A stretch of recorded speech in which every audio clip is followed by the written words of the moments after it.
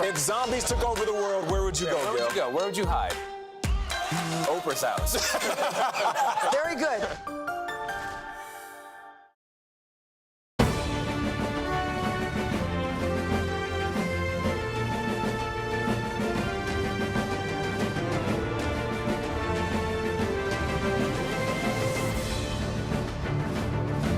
We're working with our NATO allies to ensure Ukraine is flying F-16s this summer, and we show the world that we stand with Ukraine now and in the future. House Democrats will win back control of the House of Representatives on November 5th. He's looking forward to this opportunity to close out the NATO summit with a strong summation of it and with the opportunity to take questions from reporters.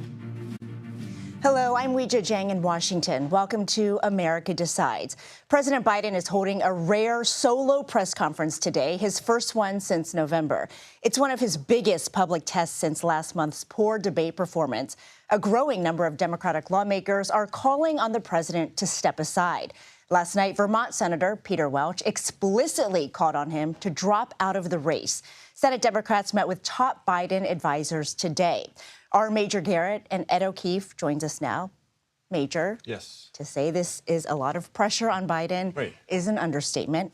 And because you love baseball, what if he knocks it out of the park? Is that enough to make all this skepticism about him go away? Weijia, it's a great question. Let's simplify it. Can a press conference save a presidency? What? That very question is absurd.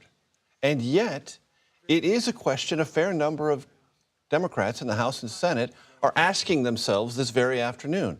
Can a press conference save a candidacy and, by extension, a presidency for a seeking to have a second term? That's what this is about. One press conference. And it's not as if President Biden can get 6 answers correct and vigorous and strong and not bungle the 7th and have it be a successful press conference. There is no room for error. He has to be 7 for 7 or 8 for 8 or whatever the number is. And that kind of scrutiny will not end this afternoon, Weijia. It will calm some nerves in the Democratic Party. But already today before the press conference, we had 4 House Democrats who had said nothing publicly say he should step aside. Even before the press conference, when the orientation on the Hill was at least wait for the press conference. They're not waiting. And so this pressure is quite evidently building, and a press conference may slow it down, may recontextualize it, but does it make it go away? I think the clear answer to that is no. And Ed, of course, President Biden and his campaign would argue there is no need to try to convince the American people because the bottom line is that he is the best person to beat Donald Trump. And you obtained a memo today that the campaign is circulating that says that. What else does it say? Right. Well, it says a handful of things, and you got to remember whose logo and name is at the top of it. It's the president. So, of course, it's going to give a somewhat positive assessment. And what it acknowledges is, yes, there was a bit of a slide in support for the president after the debate, but, quote, not a sea change. They've seen some slippage among elements of the Democratic base, younger, female, minority voters, not drifting to President Trump. They don't like him, the memo says. They're drifting back to the couch, perhaps, or they're just not as engaged. But with 4 months to go, the campaign would argue they got plenty of time to bring them back into the fold. The other thing it says, independent voters didn't break in any demonstrable way to former President Trump after the debate, an encouraging sign for the president.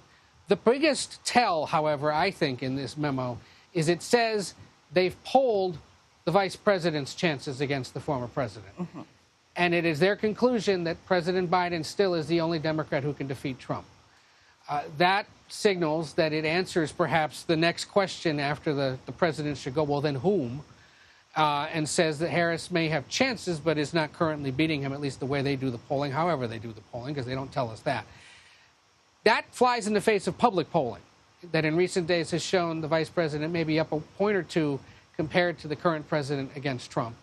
And so, that's still to be seen. And either way, in all of these surveys, it's still only single digits, whether it's a national survey of all voters, whether it's a national survey of likely voters, whether it's a battleground state survey of likely voters, whether it's any state survey of human beings, it's still a single-digit contest, no matter how you cut it, which to the Biden team would suggest the debate really didn't have that big of an effect, and all this coverage, pearl-clutching, and declarations that he needs to get out are unnecessary.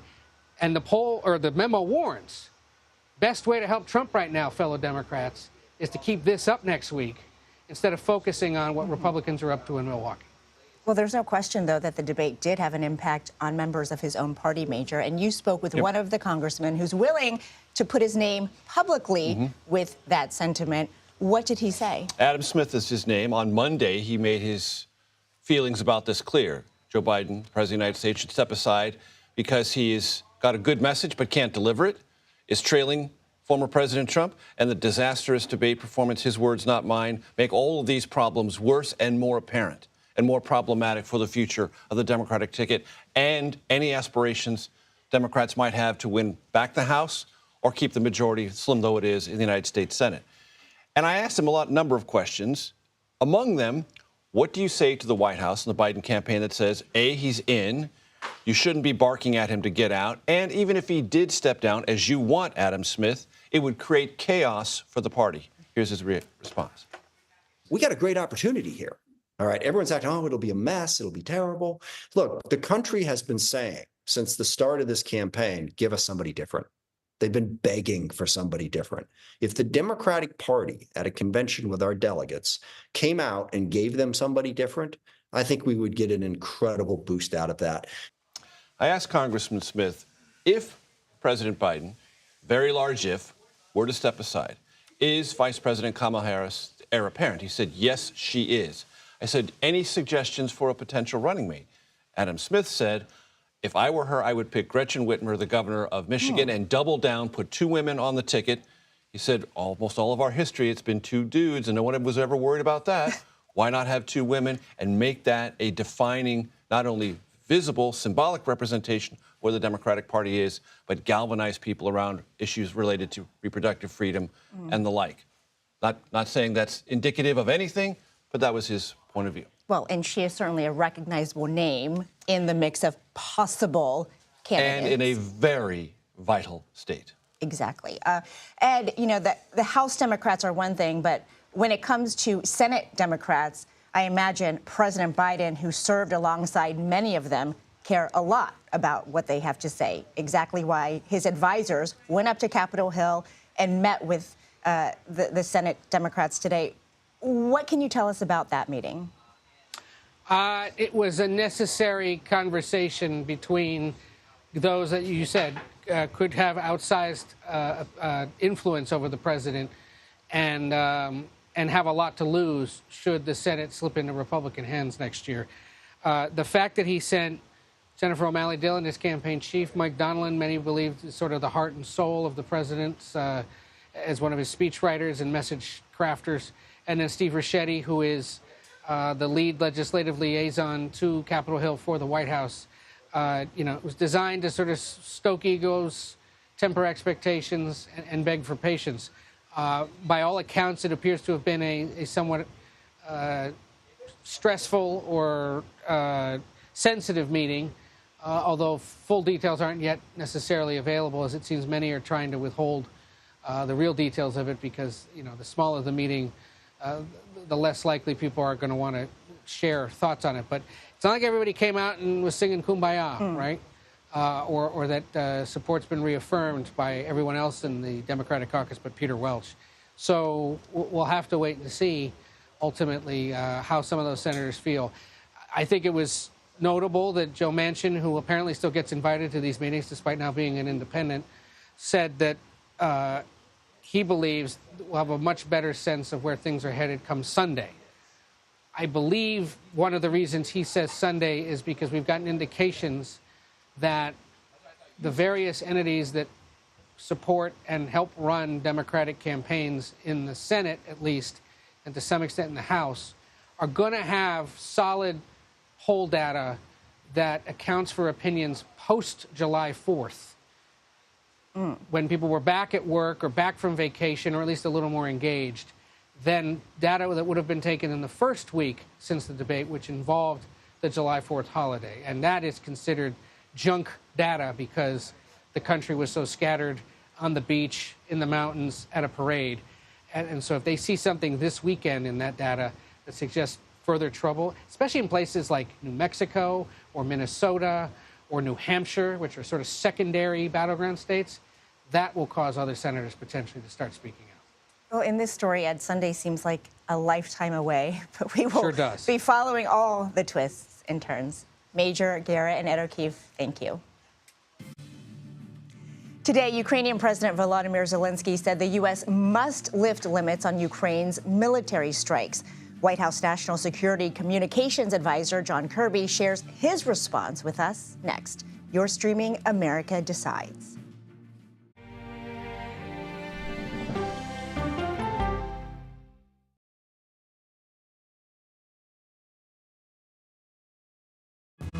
Coming up, our series. Wait a minute. Tom, is that you working the camera? Keep leaning out of your close-up. Your morning routine just got better. CBS Mornings, weekdays at 7.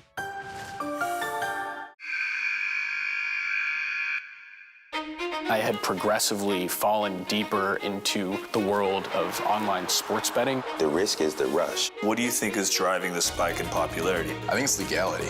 If it's legal, I'm going to use it. There are ways to bet when you are 18. We've created an epidemic of child gambling. You can't walk into a male dormitory in a college campus without sports betting happening. It's America's most neglected problem. I used sports betting as a way to escape, when in reality, I'm choosing self-destruction. Whatever I had left, it was gone. The purpose of the industry is to get you to play to extinction. And that means until all your money is gone. Go to the ends of the earth. Reach for the stars. Yeah, I just took off. That kind of thing. Oh, that's pretty good. Because there's always something new under the sun on CBS Sunday morning. An original documentary from CBS reports. That desired farm is a wonderful place to raise children, and it still is. Promises broken. Black Americans have been the target of racism and discrimination pretty much from the time they acquired ownership in the land. Costing black farmers hundreds of billions in generational wealth. They did everything to make sure we were run off that land. But communities are uniting to continue the fight. Collective ownership is powerful. To keep their land and their dreams alive. To watch my children play on land that we own means everything. So land is power. Most definitely. 40 Acres and a Mule, now streaming on the free CBS News app. People with developmental disabilities were once sequestered by the hundreds of thousands in institutions. Many of our fellow citizens are suffering tremendously because lack of attention, lack of imagination, lack of adequate manpower. Disability activists have since torn down barriers blocking them from living at home or in the community. We conclude that Title II of the ADA requires states to provide community-based treatment for persons with mental disabilities. But of the 16,000 people who remain in state-operated institutions, half are in 5 states, and Illinois is one of them. I don't want to live in the institution. It makes me feel discriminated against. Do you think there are people living in institutions in Illinois that don't need to be living there? Yeah, because they're proving it as soon as they get out.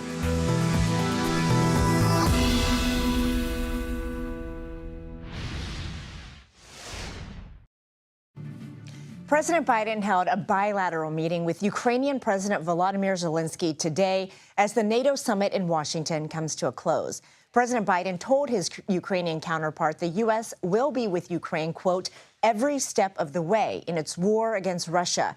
He also announced even more military aid for the nation only 2 days after pledging additional air defense equipment to Ukraine. Today, I'm proud to announce new security systems package for Ukraine. This will be the 8th package I've authorized since we've signed the National Security Bill. White House National Security Communications Advisor John Kirby is at the Washington Convention Center where the NATO summit is happening. Admiral, it's great to see you. Thanks. Good to be with you, Ouija. Today, President Biden reiterated a message that he has long said to President Zelensky of Ukraine, that we will stay with you, period. But we also know that Zelensky said today that in order to defeat Russia, in order to win, the U.S. must lift limits on using its weapons to strike military targets in Russia. Is the U.S. prepared to do that? We've been in active conversations with the Ukrainians since the beginning of the war about their needs, the capabilities that they require, the guidance that governs the use of some of those weapons. As you know, the president just recently allowed them to use U.S. weapons in cross-border strikes to get at imminent Russian threats. There's been no change other than that. We understand the Ukrainian desires, of course, and President Zelensky has a right to want to do whatever he can to defeat the Russian threat. And so we'll continue to have those conversations, but I have no change to our policies to speak to today. I would add that in addition to supporting Ukraine, President Biden has been very, very focused on two other things. One, making sure that we're meeting our NATO commitments, and he's added an additional 20,000 troops to the continent of Europe as an example of that. But number two, to make sure that this conflict doesn't escalate, doesn't start World War III, doesn't become what Putin claims already that it is, that it's a U.S. versus Russia or West versus Russia or an attack by NATO. So we also have to worry about escalation issues here with respect to what Mr. Putin might or might not do. And that has been on our minds since, again, the beginning of the conflict.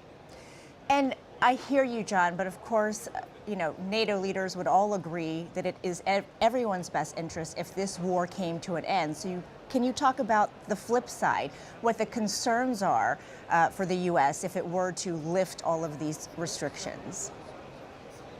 Well, as I said, we're going to continue to have these conversations with the Ukrainians, and I won't get ahead of those conversations, but concerns about escalation are valid because I think we can all agree that an escalation of this conflict beyond just Ukraine is not only not good for Ukraine and the Ukrainian people, but it's not good for anybody living on the European continent, and it's certainly not good for the American people. And the president has to weigh those decisions every time he's approving a new weapons package, every time he is providing guidance to Ukrainian leaders about how those weapons should be used. And they are using the weapons provided by the United States to very good effect. They have pushed back the Russians from Kharkiv. The Russians have failed to take Zaporizhia and other towns in the northeast of the country. And so now that we have the funding to support them, and the president announced a new package today, Ukrainians are, in fact, making this not a stalemate, but a very dynamic battlefront all along that line. And of course, John, this would be a very different situation if Ukraine was a member of NATO. And leaders agreed this week that the country is on a, quote, irreversible track to becoming part of the alliance. We don't, however, have any details about when that might happen. So can you tell us anything about a timeline? It's difficult to get into a specific timeline when they are at war right now. And obviously, membership in NATO at this time, while there's a war going on, means that NATO is, in fact, at war with Russia. So we got to make sure that they win this war first and foremost, and the president's doing everything he can to do that. Secondly, we got to make sure that whenever and however this war ends, and nobody can predict that, we'd have to recognize that they're still going to have a long border with Russia and a still aggressive Russia. And we got to make sure that they have the defense capabilities they need to protect themselves when this war is over. And that's why the president just a couple of weeks ago signed a bilateral security agreement with President Zelensky. And then thirdly, to the question about NATO, to make sure that they are on a credible path to NATO membership. And that means doing all the things that any nation that wants to be part of the NATO alliance has to do, including governance issues and shoring up institutions and making sure that political reforms are on track. It's understandable that Ukraine hasn't had a whole heck of a lot of time to focus on those kinds of reforms right now while they're at war trying to defend themselves. But we are still going to work with them on those reforms and getting them on that path to NATO membership. It will happen. Clearly, the allies have said so. It's irreversible. They will become NATO allies. But we'll all have to be mindful of the path forward and the bridge to NATO membership. And John, we expect to hear from President Biden directly about all of this as he hosts a press conference to wrap up the summit. Can you talk about how he's been preparing for this press conference? When is the last time you saw him, and whether he feels the pressure that is on him tonight? I saw him just this morning. Saw him all day yesterday, as he has been not only preparing for all the events here at the NATO summit, including his press conference, but also keeping tabs on the national security situation around the world. He's been constantly updated on all kinds of issues. He's looking forward to this opportunity to close out the NATO summit with a strong summation of it, and with the opportunity to take questions from reporters. It's not something he shies away from. He's looking forward to it, and I guarantee you he'll be ready. John, is there anything you can share about how he has been preparing for tonight to take questions from reporters? Obviously, after the debate, the stakes are incredibly high. Yeah, I know he prepares for press conferences the way he prepares for any major event, including all the meetings he's been having here at the NATO summit. He reads the material, the relevant material. He asks good questions of the staff, the national security team. He's been preparing in the same way that I've seen him prepare in the past for press conferences or for other major events. He'll be ready. He's looking forward to it. He knows it's a great opportunity to put this NATO summit into some context here at the very end of it. And we are looking forward to it too. John Kirby, thank you so much. You bet. Well, if you've been following the 2024 election cycle, you've probably heard of Project 2025. We'll break down what it is and explain what the Biden and Trump teams are saying about it. You're streaming America Decides.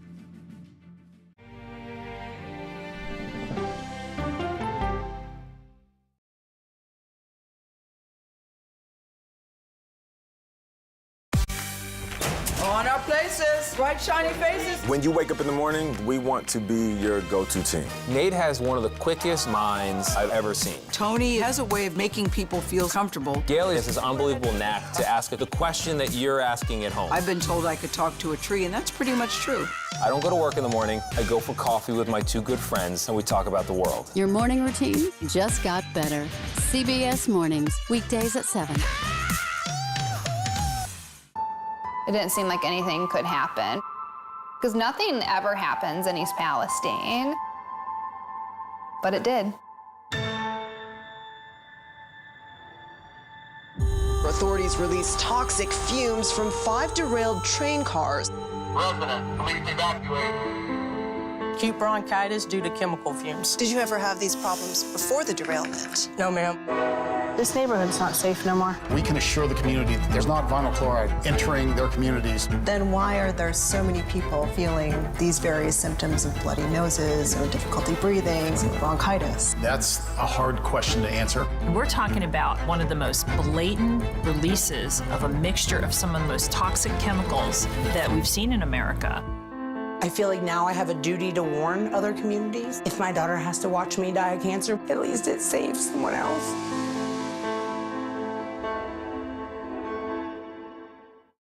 This case. It's like a screenplay, something straight out of Hollywood. But it's not fiction. It's 48 hours. Human remains found this week. 4 families shattered. There's no physical evidence. The mystery would haunt investigators for years. There's some questions that have to be asked and need to be answered. Like a John Grisham novel. A gripping true crime original. 48 hours. Now streaming on the free CBS News app. Stories that inform. You can be really old at 60, and you can be really young at 85. Inspire. How do we unlock the power within ourselves to be who we want to be? And brighten your day. The best part of fame is making people feel good. Always send the people home happy. Make every day a little more like Sunday morning. Here comes the sun. Stream now on the free CBS News app. Hello, everyone, and welcome to our Dragon capsule here in space. Sightseers in space, the thrill of a lifetime. Seeing the Earth from space, it was so exhilarating. But the risks that come with the territory. There have been 4 fatal accidents. That's a 1% fatal accident rate. Might make you look before you launch. If you had 1 out of 100 airplanes falling out of the sky, we'd have a public crisis. Space tourism, now streaming on the free CBS News app. In recent weeks, President Biden and other Democrats have been sounding the alarm on the potential dangers posed by a second Trump term by dropping the name Project 2025. 2 weeks ago, the Biden campaign even launched a website that outlines how the conservative plan would allegedly reshape the United States. But former President Trump says he knows, quote, nothing about Project 2025, and he's accusing Democrats of having a field day in trying to hook him to the policies it encompasses. CBS News campaign reporter Jake Rosen joins us now. So, Jake, what exactly is Project 2025 and what is it not? So Project 2025 is a Heritage Foundation, which is a conservative think tank. It's their transition plan for the next conservative president, whoever that may be. Now, obviously, this was launched in 2023 before the primary cycle played out. So this could have hypothetically applied to a Ron DeSantis or Vivek Ramaswamy or Nikki Haley. Now, in terms of Donald Trump, which is so why this is advantageous for Democrats, is that the plans laid out in this handbook, 900 pages, which is what the Democrats have kind of seized on, but it also calls on kind of a LinkedIn-style training session and recruitment for young conservatives in D.C. to come in and help kind of break up the bureaucracy, as they call it. Mm-hmm. It's also a 180-day plan for the first conservative president. So when you kind of think about what it is, it's a suggestion for the next president. But if you're Donald Trump, you probably don't want this kind of outside group kind of seizing influence over what the branding of your next term would be. So to be clear, it is not a Trump campaign platform. Correct. And the Trump campaign has tried to distance themselves repeatedly. Trump campaign co-chairs Chris LaCivita and Susie Wiles put a statement out when Project 2025 first kind of got in the news earlier this year, saying that they appreciate the efforts, but that, frankly, Trump will decide himself. And we saw a couple Truth Social posts in the last week by Donald Trump denouncing this group and saying he doesn't know whoever's running it and knows no one behind it. Now, obviously, that's not true, though. There are plenty of people, former higher-level White House staffers across all branches of government who wrote chapters in this book. They are definitely Trump-aligned people. But again, this is a think tank trying to propose something. And this goes all the way back to the Reagan administration in terms of the booklet that they give a conservative president when they win office, kind of a set of guidelines. 900 pages is a lot. Yeah. But talk to us about some of the more controversial elements that Democrats are really trying to highlight. Well, the biggest two are something that Trump is for, which is these mass deportations, hard line on immigration. That aligns very closely with what the Project 2025 is suggesting they do, basically dismantling of DHS. It also calls for banning of mifepristone, the abortion pill drug, which Trump has said he does not support. And that's the kind of line that the Trump campaign is trying to draw. It also talks about banning trans people from the military, which is something that Trump did and Joe Biden undid. And it also calls for overhauling the tax system in America, which some conservatives would certainly be for. A conservative think tank obviously would suggest overhauling the tax system. But again, this is not the Trump official platform. This is just one conservative group. And the Trump campaign has tried to kind of forge this on their own terms by putting out an Agenda 47 on their website, which is Trump, in his own words, giving speeches to a camera about what he wants to do. And they've also outlined new changes in their Republican National Committee platform that came out earlier this week about what they want to do on things like abortion, the economy, immigration. So there is overlap, to be For sure, fair. there absolutely is. Yeah. Okay, and when Trump says he knows nothing about it, how true is that?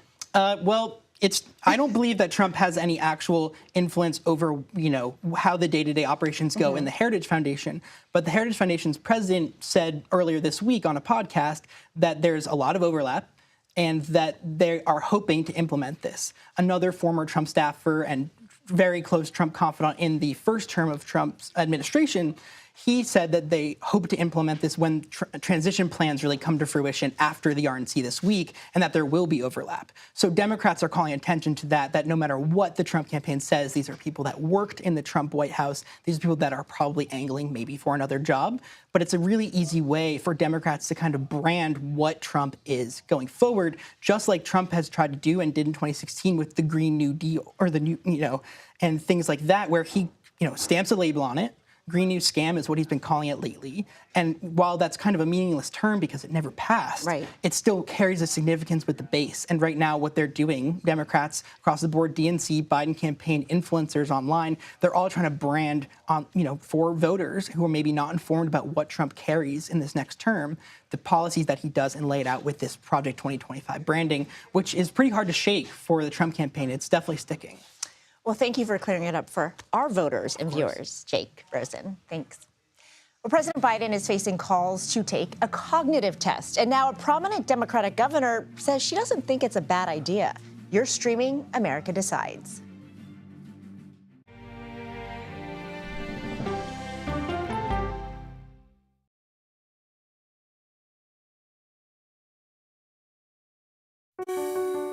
Washington is the seat of power. National security, foreign policy, global economics, every story comes through Washington in some way. We bring some of the most powerful voices in America to the table. We don't just ask the questions, you have to go deeper. We try to understand what's at the heart of the issue we're talking about, to then come forward with solutions. Face the Nation on CBS. The justices ruled that Harvard and the University of North Carolina violated the Constitution. In the aftermath of the Supreme Court decision to end affirmative action in college admissions, uncertainty sets in for some students of color. Affirmative action really gave us an equal opportunity. CBS Reports explores the historic decision and what it means for those chasing an opportunity to change their lives. I knew that college was the ticket to break this cycle. The end of affirmative action, now streaming on the free CBS News app.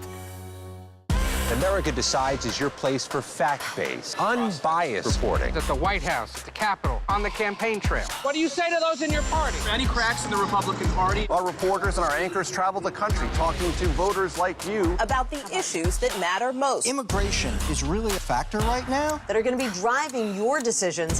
What would you say to those who say, look, that's just democracy at work? Listening to you and bringing your voice into our coverage. I want a strong, proud America. Is democracy on the ballot in 2024? Let us help you decide. America Decides on CBS News 24/7. Stream our expanded one-hour program Monday through Thursday at 5 p.m. Eastern.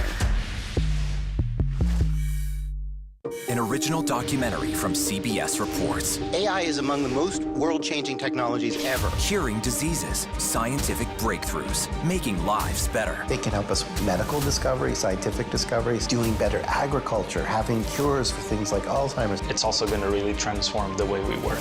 The uplifting potential of artificial intelligence is limitless. It gives you a friend, somebody to chat with 24/7 that is non-judgmental. He makes me feel loved and desired. And so are its downfalls. The problem with all this AI is that it's unpredictable and uncontrollable. The choices we make now will have lasting effects for decades, maybe even centuries. The ChatGPT revolution, now streaming on the free CBS News app. We are about to see American weapons in the hands of Mexican cartels. A gun pipeline to Mexico. We are arming the cartels. 100%, no doubt about it. Happening right under our noses. Who's doing something about this? Nobody. A CBS Reports exclusive. Most Americans have no idea that we are effectively arming the enemy next door. This is the story the American people need to know. Arming cartels, now streaming on the free CBS News app. Welcome back to America Decides. As a growing number of Democratic lawmakers call on President Biden to step aside, we're learning more about whether voters agree. According to a new poll, 67% of respondents say Joe Biden should not continue his campaign. That includes a majority of his own supporters. Ashley Etienne and Matt Gorman join us now. Ashley served as communications director for Vice President Kamala Harris, and Matt is a Republican strategist who served as a senior advisor to Senator Tim Scott's presidential campaign. Thank you both so much for being here. So, Ashley, we see these polls, but they're not exactly asking, does that mean you won't vote for Joe Biden, right? So does he have time to turn this around?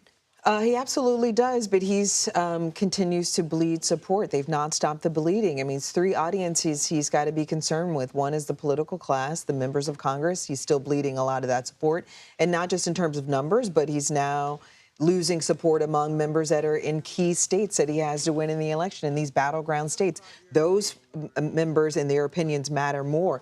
The second is he's bleeding donors. The donor class is someone that he has to convince. And the third is the grassroots, and now they're meeting with delegates. Delegates are waking up asking, what does this mean for me and for us? So the problem, I feel like the president's problems are only mounting. And, I'm a crises communicator, and I've worked in that building twice, and I've just been shocked by how feckless to a degree, my former colleagues have been in terms of trying to change the narrative and turn the page. What should they be doing that they're not doing? Well, I mean, I think it was a mistake that the president didn't go up to meet with the caucus or that he didn't call into the caucus meeting. I mean, your main concern is you've got to temper anxieties of these members of Congress when they're around reporters all week, and you can anticipate that they were going to get cornered and asked these questions. The other thing they can do is more strategically utilize the vice president. I appreciate that she's in North Carolina, but maybe she should have been meeting with senators. They sent up the campaign staff, and the campaign staff members walked away feeling not satisfied by what they heard. So that's, the other thing is you got NATO here. I've not even seen Blinken on television. Maybe he's busy in meetings, but if there's plenty of opportunity for them to try to change the narrative and turn the page, and they're not doing that. And I will say that's not engendering any confidence from the caucus. And Matt, speaking of congressional Democrats, the NRCC is now rolling out attack ads attacking the down ballot candidates. Can you talk about how you think, the situation Joe Biden is in could impact those races? Sure. I think, look, the panic you're seeing in the Democrat is because they probably had polls come back on Monday and Tuesday, and they woke up on Wednesday morning not liking where they were down ballot. And the NRCC, I think, has been very savvy with this because, look, there's a crisis in the White House right now in the campaign about what Joe Biden's future is. But then that cascades down ballot. We're certainly seeing who are two people that didn't go to the Senate meeting today, John Tester and Sherrod Brown. You have NRCC having trackers at the airports asking whether or not members of Congress not even want Joe Biden to be the nominee, but whether they can stay in office. And you have Marie Blusenkamp-Perez, who's a vulnerable Democrat out in Washington, saying floating that he might need to resign, let alone be the nominee. So they're smartly taking the situation, which is at the White House and the campaign, and making sure that Democrats down ballot feel the heat for it. It's smart. And Ashley, I want to talk about some of those Democrats because your other former boss, former House Speaker Nancy Pelosi, despite everything that Joe Biden is saying, that he has made a decision that he is not leaving the race, she spoke very clearly yesterday and said that she hopes he comes to, a decision. What does it tell you that she's willing to come out in public and say and suggest that he is still deciding?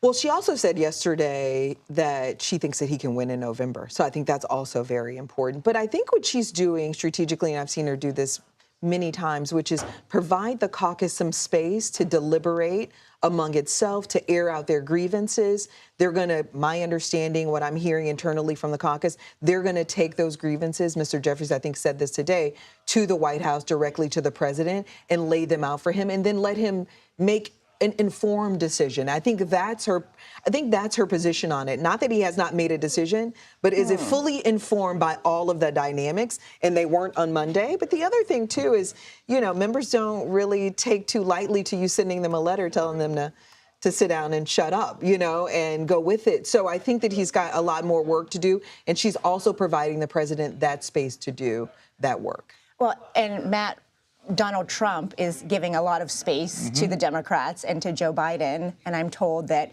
that is their strategy right now. Do Republicans want Joe Biden to remain on the ticket? Is that their best bet, they think? Look, if Joe Biden's nominee, this race is going to be about him and his fitness for office, right? If Kamala's the nominee or somebody else, I think it's going to be only Kamala at this stage, then the race was about what we thought it'd be 2 weeks ago, right? Immigration, economy, and crime. So it kind of goes back to what it was a little bit pre-debate. But you're right. I think there's an intentional strategy here. And I'd say this regardless of the party, right? When your opponent is self-immolating, essentially, stand back. Don't insert yourself in it. And I think this speaks to, there's been a lot better discipline and a lot more of a professional organization around Trump for his third run. And I think what you're seeing is that come into play at times like this. And very quickly, for both of you, we're less than an hour away from President Biden's press conference. What will each of you be watching for? I think there's going to be a lot of Democrats holding their breath, watching every minute of it. I think it's, watching for how strong he is. How coherently does he present his ideas?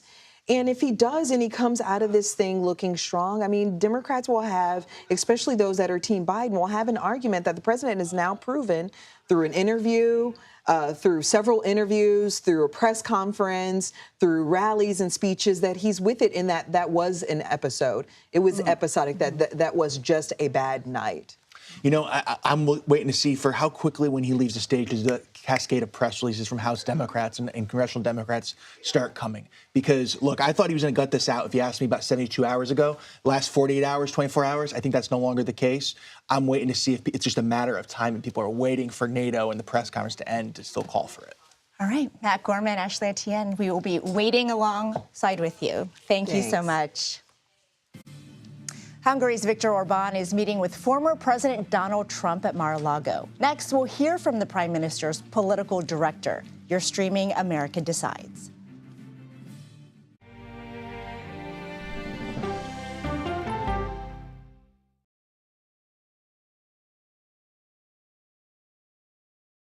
Go to the ends of the earth. Right now. We got something crazy. And reach for the stars. Here we are. Todd. Yes, it's my comeback. Hey, this is pretty fun. But wait, there's more. Experience thought-provoking. Welcome to the idea of being a human being. Innovative and truly original reporting. Look through a telescope and go, wow. Because there's always something new under the sun on CBS Sunday morning. At this moment, terrorists could be plotting another attack. 9/11 triggered a counter-terrorist system that included a secret database. This person needs a closer look. A growing list of nearly 2 million people, including some Americans who say they're innocent. For 1 hour flight, I have to spend 6 hours to go and come back. CBS Reports explores the system, the people responsible for it, and those pushing for change. I'm not fighting against them. I'm fighting for them to do the right thing. The Watch List, now streaming on the free CBS News app. Don't miss true crime anytime you want, anywhere you go. With the 48 Hours podcast. Real crimes, real lives, real justice. There's some questions that have to be asked and need to be answered. Listen to 48 Hours on Apple Podcasts. An original documentary from CBS Reports. Imagine yourself in Manhattan with no police, no army, no mayor. The people of Haiti stare down poverty, corruption, natural disasters, and violence. 90% of the guns that are used by gangs in Haiti are American guns. But with an unbreakable spirit and eternal optimism. There are days where I cry, but we can't be discouraged. We still believe in Haiti. They're still able to look ahead with hope. Haiti is on the brink of transformation, a radical shift. Nations are coming together and saying things must change. Fighting for Haiti, now streaming on the free CBS News app. Hey there, welcome to The Uplift. I thought she was a groom, and I stepped back and I went, oh, you're the queen. She's going to be with me every instant that I'm alive. I just wanted to see if you'd go to Disneyland with me today. I look over at him and he's smiling. I'm going to remember that the rest of my life. They told us when he was going to be born, he was only going to live for 30 minutes. It's really a miracle that he's with us today. The Uplift. Stream now on the free CBS News app. When you wake up in the morning, we want to be your go-to team. On our places, bright, shiny faces. I don't go to work in the morning. I go for coffee with my two good friends, and we talk about the world. Your morning routine just got better. CBS Mornings. A CBS News investigation. People looking for love, finding their life savings gone. This could happen to anybody. And sometimes losing their lives. Anything for love. Now streaming on the free CBS News app. As world leaders depart the NATO summit in Washington, one of them will make a stop tonight at Mar-a-Lago to meet with Donald Trump. Viktor Orban is Hungary's prime minister, a problematic NATO ally who has also become an icon within certain factions of the American conservative movement. His political director spoke with our Margaret Brennan ahead of that meeting. Your prime minister, is he delivering a message that comes out of his meetings with Vladimir Putin and Xi Jinping? Is he delivering one to Mr. Trump? No, it's our duty, according to our understanding, is to collect information and to collect messages. We are a small country, so we are not a decisive player in this conflict, but no one is there or brave enough to play a mediative role. I think somebody has to take action because, like... But did you see any proof that there was any interest on the part of Russia in actually ending the war? Was there any message that Vladimir Putin conveyed? Well, I think that the current discussions about peace are going to a bad direction in general, because everybody believes, or at least communicates, that this war will end in a way that somebody is dictating a detailed peace plan and the other party will accept it. But it's not going to happen. In those conflicts where you don't have a clear winning or losing side, a peace process goes the other way around. So first, restore communication channels, and then, try to agree on a short-term ceasefire, and then use it as a window of opportunity to sit down and negotiate more complicated things. And I think it's a positive sign from all. It's a positive sign from all sides that we were received in Kiev, in Beijing, in Moscow, and in Washington as well. So back in March, when your prime minister went to Mar-a-Lago and visited Donald Trump for the first time that we know of, he gave an interview afterwards, and he said, your prime minister, that Donald Trump told him the United States would not give another penny to Ukraine if he's reelected president, and that would end the war. Is that still your understanding? And if that is the case, doesn't that just end a war on Russia's terms? And Russia started this war. It sounds like defeat for Ukraine. Well, but Donald Trump, when he was a president, we have first-hand experience. He was a president for like 4 years. And back at that time, the entire world was a more peaceful and stable place. He did have really big diplomatic success in Middle East, Abraham Accords. There was no conflict in Ukraine. So what we experience is that he is capable of doing something, and he's capable of stopping the war. He has to know how he can achieve his goals and the American goals, but the current American administration strategy, which is about continuation of the war and fueling further conflict, according to our view, it leads us nowhere. But Russia invaded in 2014. Donald Trump did nothing to remove those troops. He did provide Javelin missiles to Ukraine to fight the Russians. So he could have stopped a war then, theoretically, and didn't. The U.S. ambassador, David Pressman, gave a pretty scathing speech last week. He said no other ally or partner of the United States is overtly and tirelessly campaigning for a specific candidate in the U.S. election and is convinced it only helps, and he thinks your prime minister is convinced it helps Hungary, or at least helps him personally. I'm not sure which. Which is it? Well, me neither. So we are not campaigning for anybody. We are just European allies, and we are here to explain what the consequences of American policy decisions. Your prime minister has endorsed Donald Trump. American policy decisions are on us. This is what we do. And we are very open in that the previous administration, their policy decisions were much better for Europe, according to our understanding, and for Hungary than the current administration decisions.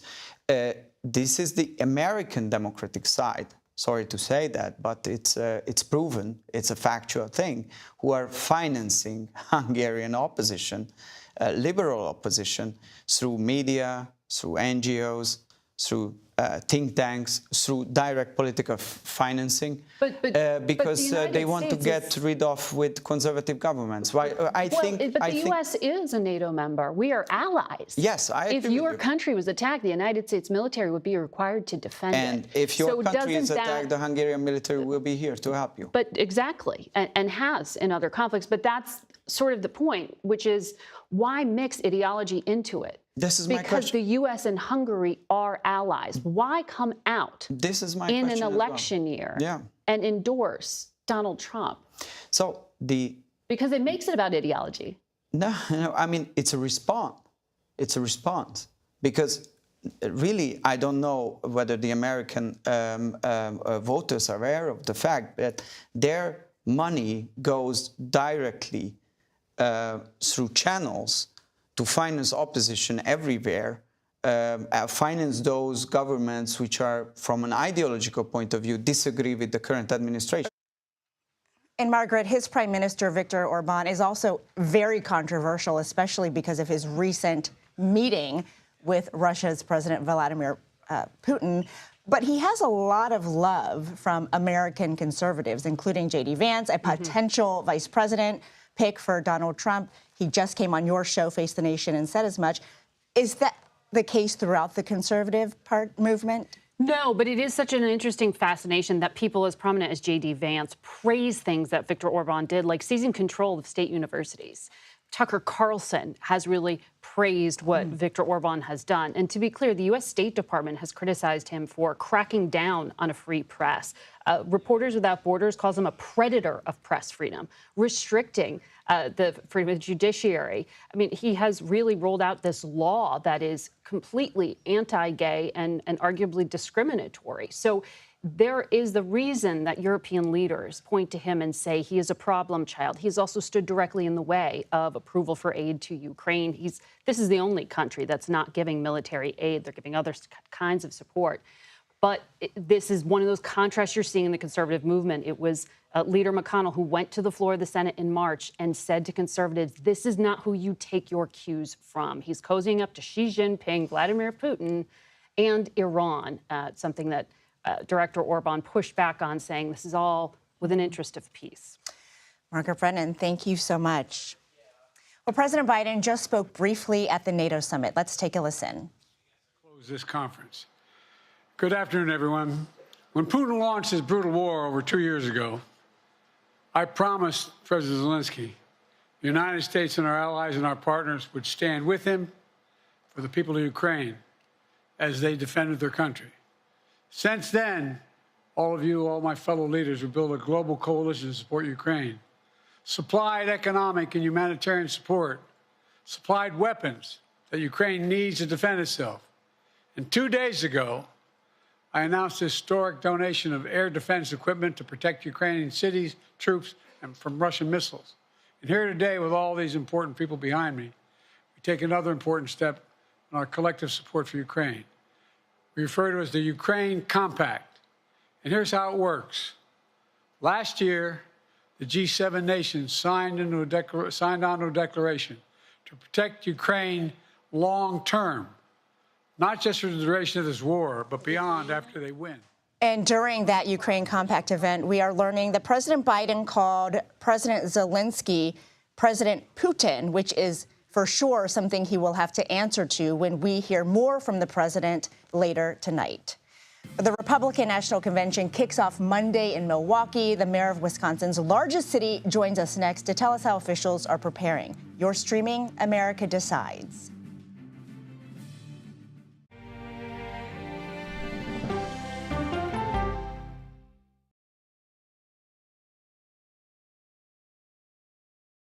Okay, so let's just start at the beginning. Well, let me start with this. What is at stake here? What is the answer then? Do you know why? You want me to just keep going? Is that a good thing or a bad thing? Were there death threats? How is this possible? What's wrong with that argument? Are you saying they lied? Have you told the government that? Why won't you say the word crisis? You're not answering my question. This really Is that scary? Does that make sense? What do you mean? What does that mean in Did any of that make sense? What's your response? What happened? Why? It's time for the CBS News Original 60 Minutes, Sunday on CBS and streaming on Paramount Plus. There is no more room in our city. New York City is receiving record numbers of migrants. Today, we're going to have more than 500 adults and children come through that door. Tensions rise as shelters reach max capacity. We don't have to take care of them. CBS Reports goes inside a crisis cities and families are facing as they fight to survive. The United States still has that glimmer of hope for people to come here. Fighting for a future. Now streaming on the free CBS News app. An original documentary from CBS Reports. Since you started La Soup in 2014, do you have any sense as to how much food you've rescued from the landfill? We've rescued 4.5 million pounds. I can't even fathom how much food that is. And that's one little person in one little city in America. We're going to call this chicken piccata. We did 450 of these meals today. This is the exact dish that you and I are going to have. Yep. Oh, really good. Is it good? Mm-hmm. Having a plan of how to keep people fed should be in every single city. If we eliminated food waste, could we eliminate hunger? Yes. Eating Trash, now streaming on the free CBS News app.